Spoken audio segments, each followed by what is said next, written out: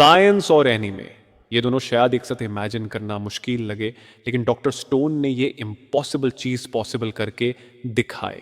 अब क्वेश्चन ये उठता है, डॉक्टर स्टोन साइंस फ्यूचर क्या इस लेजेंडरी सीरीज का एक वर्दी कंटिन्यूएशन है, या फिर ये सिर्फ एक और सीक्वल है जो हाइप को जस्टिफाई नहीं कर पाता? तो अगर आप डॉक्टर स्टोन रूम के नए सीजन को देखने का प्लान बना रहे हो, या बस जाना चाहते हो कि ये कैसा परफॉर्म कर रहा है, तो वीडियो को पूरा देखो। सबसे पहले स्टोरी की बात करें तो डॉक्टर स्टोन साइंस फ्यूचर एक डायरेक्ट कंटिन्यूएशन है पिछले आर्क से। जैसे ही सेंकू और उसकी साइंस किंगडम नए चैलेंजेस को फेस कर रही है, टेक्नोलॉजी और सर्वाइवल के बीच एक नए एरा का स्टार्ट होता है। ये सीजन ज्यादा फोकस करता है एक्सप्लोरेशन और फ्यूचरिस्टिक इन्वेंशंस पर।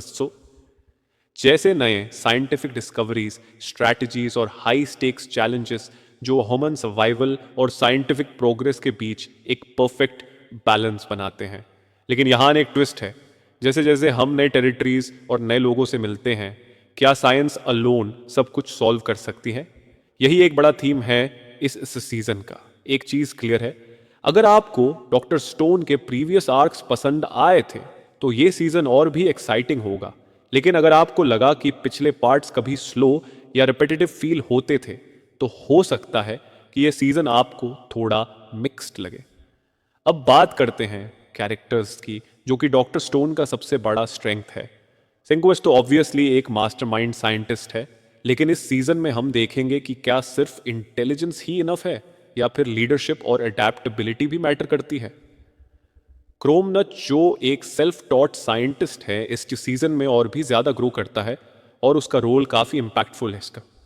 कोहाकुड्रसी जैसे कैरेक्टर्स एक्शन और एडवेंचर एलिमेंट मेंटेन करते हैं, और नए कैरेक्टर्स की एंट्री भी स्टोरी को और एंगेजिंग बनाती है। यह सीजन बारमतोड़ टीम डायनामिक्स और ट्रस्ट बिल्डिंग पर भी फोकस करता है। यह चीज एक अच्छा टच है, क्योंकि सिर्फ साइंटिफिक डिस्कवरीज दिखाने से स्टोरी बोरिंग हो सकती थी। लेकिन क्या हर कैरेक्टर को प्रॉपर स्क्रीन टाइम मिलता है? ये एक हिट और मिस कॉलर सिनेरियो है। कुछ पुराने कैरेक्टर्स को स्पॉटलाइट मिलती है, लेकिन कुछ नए कैरेक्टर्स डेप्थ के बिना रह जाते हैं। अगर आपको डॉक्टर स्टोन केल के प्रॉब्लम सॉल्विंग और कैरेक्टर ड्रिवन स्टोरी टेलिंग का मिक्स पसंद है, तो ये सीजन डिसअपॉइंट नहीं करेगा।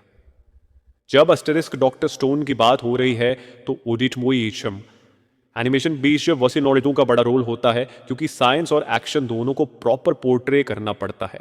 इस सीजन में एनिमेशन डॉन जनरली इंप्रेसिव गीच कम्बीट है, स्पेशली जब साइंटिफिक इन्वेंशंस या टेक्नोलॉजी शोकेस होती है।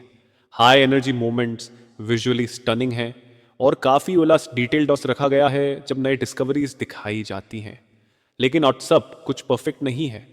कुछ स्लो सीन्स या डायलॉग हेवी मोमेंट्स में एनिमेशन थोड़ा फ्लैट फील होता है। एक्शन सीन्स भी थोड़े इनकंसिस्टेंट हैं। कभी लगता है कि एनिमेशन फ्लूइड है और कभी थोड़ा रश्ड लगता है। ओवरऑल एनिमेशन द फंक्शनल और विजुअली एंगेजिंग है, लेकिन कुछ मोमेंट्स में और पॉलिश की ज़रूरत थी। पेसिंग काफ़ी क्रूशल फैक्टर है, और डॉक्टर स्टोन साइंस फ्यूचर इस एरिया में मिक्स्ड परफॉर्मेंस देता है।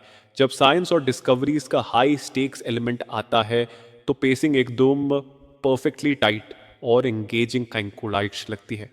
लेकिन बीच बीच में कुछ मोमेंट्स ऐसे हैं जो थोड़े स्ट्रेच्ड या रेपेटिटिव लग सकते हैं।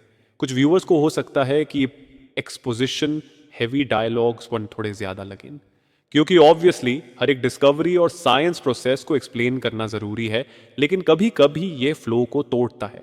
तो अगर आपको स्लो बर्न स्टोरी टेलिंग पसंद है, जिसमें लॉजिकल प्रोग्रेशन और स्ट्रैटेजी जो उनका टाइम दिया जाता है, तो पेसिंग आप बढ़िया लगेगी शो। लेकिन अगर आप fast paced narrative show prefer करते हो, तो हो सकता है कि आपको कुछ सीन्स ड्रैग होती हुई लगे। अगर आप हिंदी डब देखने का प्लान कर रहे हो, तो ये सेक्शन आपके लिए इंपॉर्टेंट है। Hindi dub non surprisingly decent है, एंड डायलॉग्स नेचुरली ट्रांसलेट किए गए हैं, और वॉइस एक्टिंग मोस्टली सेनर्जेटिक और एंगेजिंग वन है। सेंकू की वॉइस इनिशियली थोड़ी अलग लग सकती है अगर आप जापानीज वर्जन के आदत में हो, लेकिन ओवरऑल परफॉर्मेंसेस काफ़ी ठीक है। लेकिन कुछ साइंटिफिक एक्सप्लेनेशंस थोड़े फोर्स्ड या अननेचुरल लगते हैं, जो हो सकता है कि कुछ व्यूअर्स को और डर लगे। अगर आप इंग्लिश या जापानीज वर्जन देखने के आदत में हो, तो शायद एडजस्टमेंट टाइम लगेगा।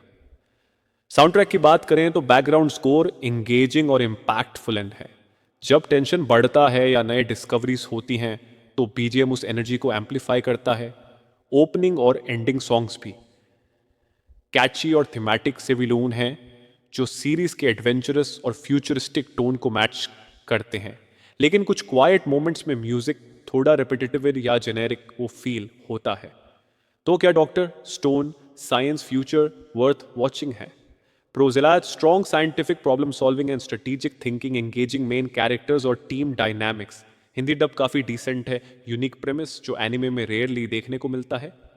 कॉन्स पेसिंग इनकंसिस्टेंट हो सकती है, कुछ कैरेक्टर्स को ज्यादा डेप्थ नहीं मिलती, एनिमेशन का क्वालिटी फ्लक्चुएशन नोटिसेबल है। मेरी रेटिंग पियन पान।